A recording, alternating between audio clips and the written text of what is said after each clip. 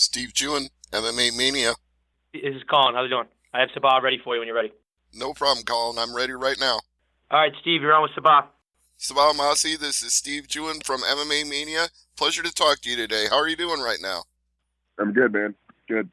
Good to hear. Now you've got a great fight coming up here, Bellator 241, Mohegan Sun Arena, Uncasville, Connecticut.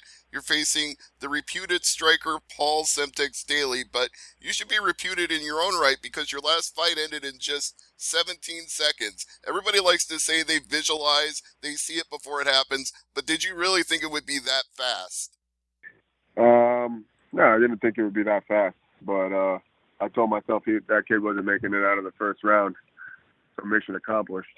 Mission accomplished indeed. So, do you expect a similar kind of performance against Paul Daley? I expect to finish out of myself with Paul. You know, even if I don't finish him, and I know I'll still win regardless, man. I'm better than him everywhere. You know, I'm the younger, better version of him. That's a bold statement. I mean, you definitely want to be that in your career if that works out according to plan, but he's had, like almost 100 pro fights between kickboxing and MMA. Yeah, that doesn't matter. I fought someone who had over 100 pro fights and, I ended up, knocking him out in the second round. So it doesn't even matter. I don't give a shit how many fights he got. I mean, we both know what we're getting into. So what does it matter how many fights he has? Just saying, next question. I mean, that doesn't matter to me. I don't give a shit if he has 500 fights. All right. That's entirely fair. That just means his body's been through more. That's true. So, do you at least feel some sense of accomplishment at having arrived at this level to face somebody that has his name and reputation? Absolutely. He's a great name to put on my resume. So I'm excited for this. What was the feeling when they first offered you the fight with him? Was this exactly what you wanted, or did you have, aspirations for the world title in mind? Absolutely. I took the fight right away, I mean, of course I want my shot at gold, but my teammate holds the title right now. So, as long as he holds it, we'll be facing each other. But, where was I going with this? Yeah, I mean, it'll put me in the top 10. What is he, number 5 or number 6, something like that? Mm-hmm. Right? So, yeah, I'll be in top 10. So, I mean, that's exactly what I want. Well, talk to me a little bit about training with Douglas Lima because he's such a phenomenal fighter. No pun intended. He's 3-time champ now. So what's that like getting to work with him? It's rare that I get to work with him. He comes in, when he comes down here, it's rare that he comes down here, but when he does, it's been years since we trained together, but, I'm close friends with him and his brother and Cal, his trainer, and we both have the same manager. So realistically, I don't know. It could happen or it couldn't. I mean, I don't know. I don't see it happening, but he's a beast, man. That's why he's a champion. He's a well-rounded, tough motherfucker. That's exactly what he is.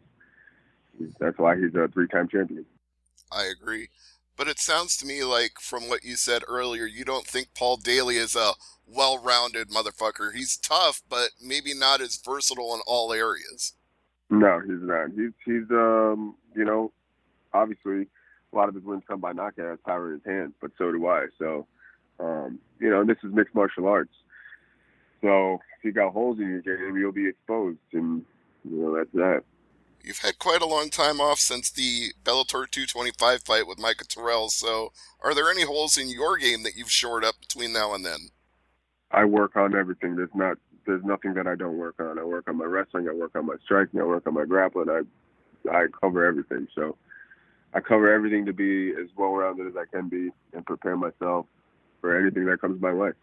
What's next then after you get this win and you're number 6 at least in the division, if not maybe a little bit higher? Who would you want to face after that?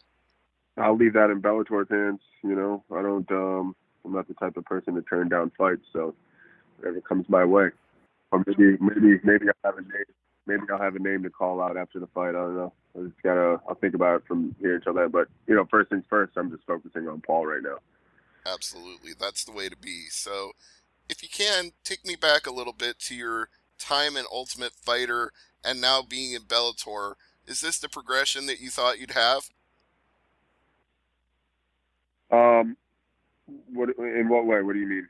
Like, did you see yourself being a UFC fighter, or did you just think I'll go wherever there's an opportunity?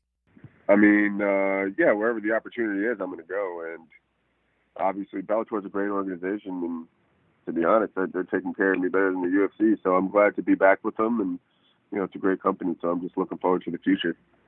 All right. Any regrets then about that UFC stint? Is there anything you would like to redo if you could go back and do it over? Man, there's really nothing I can do. Everything that happens, I'm a firm believer in things happen for a reason, and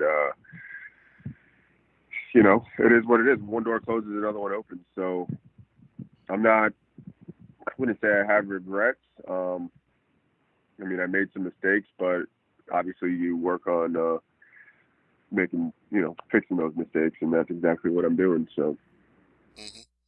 Well, it seems like if anything, you've always been kind of a live by the sword, die by the sword kind of fighter because knockouts, you say Paul Daley relies on them, but you've got 9 knockouts and 13 wins, and those 3 UFC losses were also knockouts. Yeah, man. I have a killer, be killed mentality. So it's either me or him. Well, I think Paul Daley is pretty much the exact same fighter, so maybe this won't be a very long fight for you here at Bellator 241. Nah, man. I plan on putting his lights out. So. All right. How's the strength and conditioning and overall weight as you're heading into the fight? How's everything feeling right now? I feel fantastic, man. I wish the fight was today, tomorrow. Sooner the better. But it just gives me time. We have like another week and a half, and then it's showtime. So, but everything is great. I feel great. Weight's good. I have no complaints on my end. And I'm sure it's an easy travel for you because New Jersey to Connecticut, you don't have to go very far for this one. Or I mean, obviously training you're going further than that, but at least it's closer to home.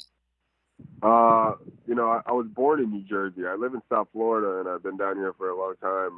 My parents moved down to Florida when I was about 9 years old. So, and then I also lived in Detroit for like 4 years or so. But yeah, Florida's my home, and so that's where I'm traveling from. I'm going from the Sunshine State to the cold, which I don't mind. It's a short trip.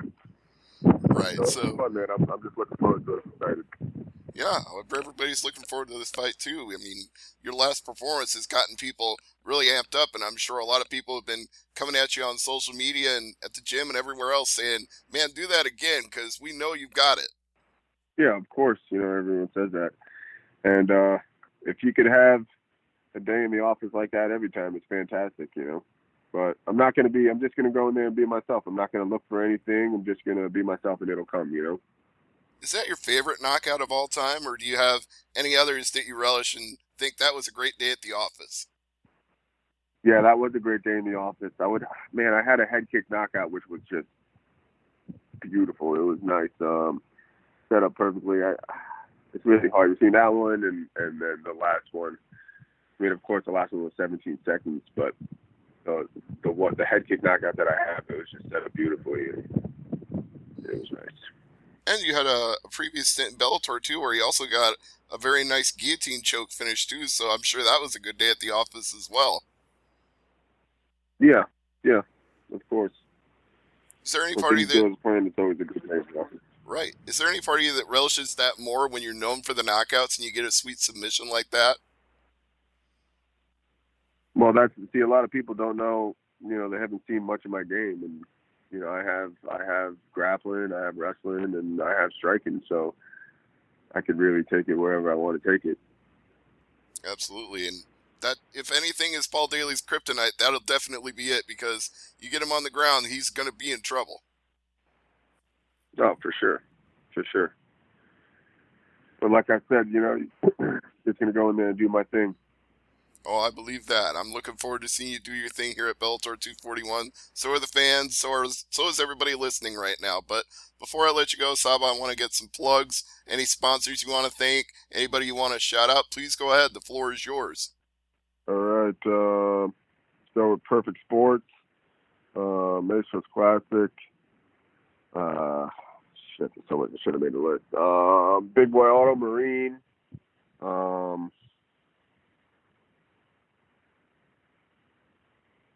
I'm having a brain fart.